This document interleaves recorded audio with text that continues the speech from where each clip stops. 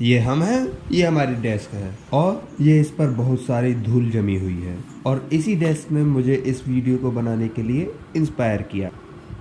भारत एक ऐसी कंट्री है जहां आपको सुंदर पहाड़, घने जंगल, ऐतिहासिक इमारतें, तरह तरह के जीव जंतु, नदियां, समुद्र और भी बहुत कुछ देखने को मिलता है। बट एक प्रॉब्लम जो हमारे देश में बहुत आम और बहुत बड़ी है, भारत में उड़ती हुई ये धूल। भारत में हवा के साथ धूल का बहना एक आम बात है। जहां हवा में धूल ऑक्सीजन की तरह है, बिना धूल के हवा चलती ही नहीं। अब क्या ही करें। ये देखो difference between India and other countries. Example के लिए यूएई की वर्ल्ड फेमस सिटी दुबई जो डेजर्ट में ही बनी हुई है, लेकिन फिर भी वहाँ की सड़कें और बिल्डिंग्स इतनी क्लीन क्यों हैं, वो तो हम आगे जानेंगे ही। बट क्या आपको पता है भारत में एयर पॉल्यूशन के कारण हर साल लगभग 15 से 20 लाख लोगों को अपनी जिंदगी खोनी पड़ती है। और एयर पॉल्यूशन को बढ़ाने में हवा के साथ बहने वाली ये धूल एक अहम भूमिका निभाती है, जिससे हार्ट और सांस से संबंधित बीमारियां भी हो सकती हैं। लेकिन भारत में इतनी धूल क्यों है? क्या इसमें हम इंसानों का भी हाथ है? और क्या इस उड़ती हुई जानलेवा धूल को कम किया जा सकता है? Let's explore in this video why India is so dusty. वैसे अगर आप सोचते हैं कि भारत में रेगिस्तान के कारण इतनी धूल है, तो नहीं, क्योंकि भारत के सबसे बड़े थार डेजर्ट से आने वाली धूल भी भारत की अरावली माउंटेन रेंजेस के कारण राजस्थान तक आकर ही रुक जाती है। तो चलिए दोस्तों, सबसे पहले जानते हैं आखिर हवा में बहती हुई इस धूल का कारण क्या है। तो सबसे पहले हमारे देश की जियोग्राफिकल लोकेशन ही ऐसी है, जिसके कारण भारत में ना चाहते हुए भी ये धूल उड़ती रहती है। क्योंकि भारत की जियोग्राफिकल लोकेशन के कारण ही भारत उन चुनिंदा देशों में से एक है जहां मानसून का सीजन होता है। दुनिया में कुछ ही ऐसे देश हैं जहां मानसून या रेनी सीजन होता है, वरना दुनिया के ज्यादातर देशों में रेनी सीजन है ही नहीं। यूरोप, रसिया और वेस्टर्न कंट्रीज में भारत की तरह कोई रेनी सीजन है ही नहीं। वहाँ कभी भी बारिश हो जाती है, बिन मौसम बरसात। और शायद इसी कारण रोल्स रॉयल्स की हर कार में अम्ब्रेला जरूर होता है।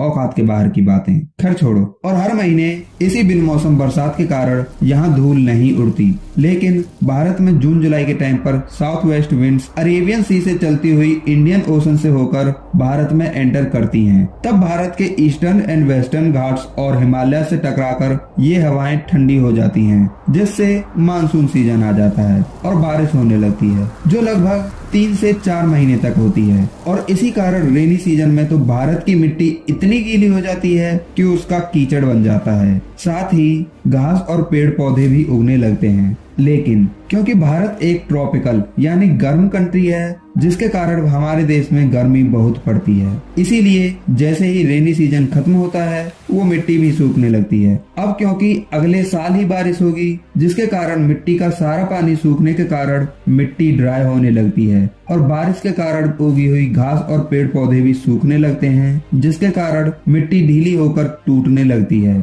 और धूल में कन्वर्ट होने लगती है। और जब हवा चलती है तो ये धूल फैलने लगती है। इसी के साथ जब विंड्स मिडिल ईस्ट से होकर गुजरती हैं, तब हवाओं के गर्म होने के कारण यहाँ की रेत भी इन्हीं हवाओं के साथ उड़कर भारत पहुँच जाती है। और भारत में पहुँचने पर हवाएं ठंडी होने के कारण ये धूल भारत में ही रह जाती है। और ये भी एक कारण है भारत में इतनी धूल का। ये तो हुए एक्सटर्नल फैक्टर्स जिन्हें हम कंट्रोल नहीं कर सकते।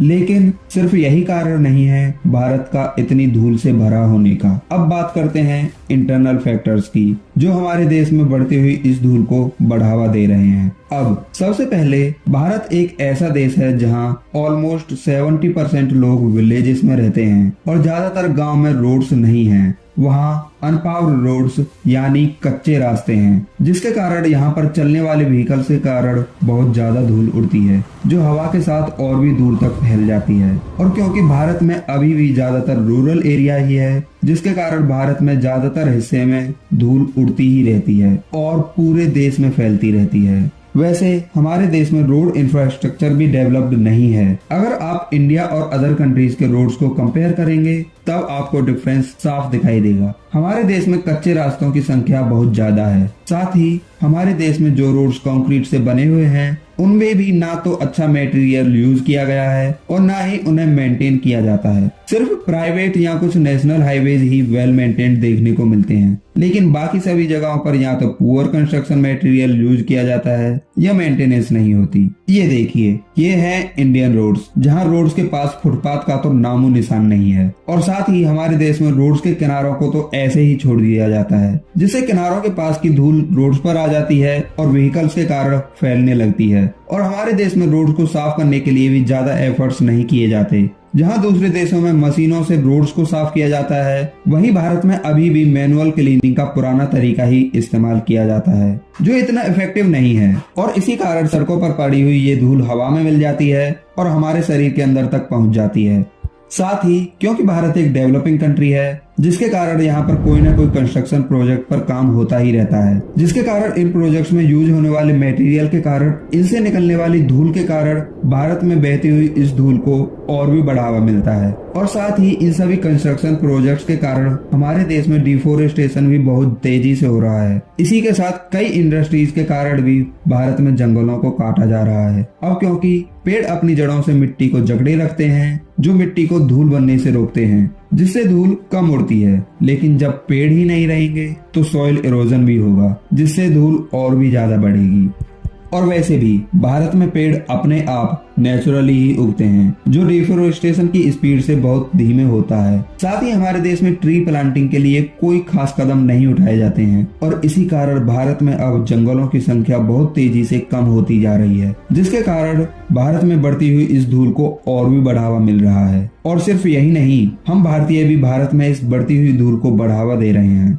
अब इसका कोई एक कारण नहीं है, हम सभी गवर्नमेंट और इंडस्ट्रीज कई तरह से भारत में बढ़ती हुई इस धूल के जिम्मेदार हैं। ये तो हम सभी जानते हैं कि भारत में पॉल्यूशन कितना ज्यादा है। हमारा देश दुनिया के सबसे पॉल्यूटेड कंट्रीज में से एक है, जो और भी बढ़ता जा रहा है। और ये पॉल्यूशन हमारे आपके गवर्नमेंट और इंडस्ट्रीज के कारण और भी ज्यादा बढ़ने पर है। और इंडस्ट्री से निकलने वाले मटेरियल जैसे धुएं के कारण एयर पॉल्यूशन को और भी बढ़ावा मिल रहा है। और हम लोग भी अपने घर के कूड़े को ऐसे ही फेंक देते हैं, जिसके कारण जगह जगह पर कूड़े के ढेर इकट्ठे हो जाते हैं, जो भारत में बढ़ती हुई इस धूल को और भी बढ़ावा दे रहे हैं, जिससे ये जानलेवा धूल और भी ज्यादा बढ़ती जा रही है और हमें जानलेवा बीमारियां दे रही है। अब क्या भारत में बढ़ती हुई इस जानलेवा धूल को रोकने का तरीका है ही नहीं? नहीं, ऐसा नहीं है। हम एक्सटर्नल फैक्टर्स जैसे इंडिया की जियोग्राफिकल लोकेशन या क्लाइमेट का तो कुछ कर नहीं सकते, बट हम अपने आसपास ज्यादा से ज्यादा पेड़ लगाकर, कूड़ा कम फैलाकर, पॉल्यूशन कम करके, साथ ही अगर गवर्नमेंट कंस्ट्रक्शन साइट्स पर धूल उड़ने से बचने के लिए रेस्ट्रिक्शंस लगाए, जैसे हर कंस्ट्रक्शन साइट पर धूल को उड़ने से रोकने के लिए शेड नेट्स कंपलसरी किए जाएं।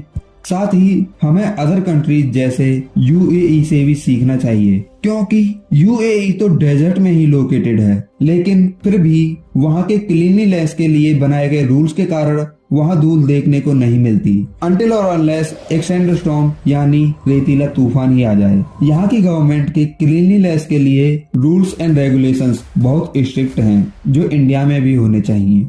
वैसे क्या आपको पता है यूएई में गंदी कार पर भी फाइन लगाया जाता है, और हमारे देश में तो खैर छोड़ो। तो आप सोच ही सकते हैं कि वहाँ की गवर्नमेंट क्लीनलीनेस के लिए कितनी स्ट्रिक्ट होगी, और हमारे भारत में तो क्लीनलीनेस के लिए रूल्स बनाने की बहुत जरूरत है। साथ ही भारत में एक अच्छा ट्रांसपोर्ट इंफ्रास्ट्रक्चर बनाने की बहुत जरूरत है, जिसमें छोटे और बड़े शहरों को पक्की सड़कों से कनेक्ट किया जाए, और इस इंफ्रास्ट्रक्चर की मेंटेनेंस भी टाइम टू टाइम होनी चाहिए। भारत में पॉल्यूशन को कम करने के लिए गवर्नमेंट लेवल पर ही नहीं, बल्कि इंडिविजुअल लेवल पर भी काम करना होगा। हम सभी को अपने अपने लेवल पर पॉल्यूशन को कम करने के लिए कदम उठाने होंगे, जैसे ज्यादा से ज्यादा पेड़ उगाकर और कूड़ा कम फैलाकर। पेड़ उगाने से न सिर्फ भारत में बढ़ती हुई धूल को कम करने में मदद मिलेगी, साथ ही पेड़ लगाने से पॉल्यूशन कम करने में भी मदद होगी। ऐसे कुछ कदम उठाकर हम भारत में बढ़ती हुई इस धूल को कम कर सकते हैं। और आप एक और काम कर सकते हैं, इस वीडियो को ज्यादा से ज्यादा लोगों तक शेयर करके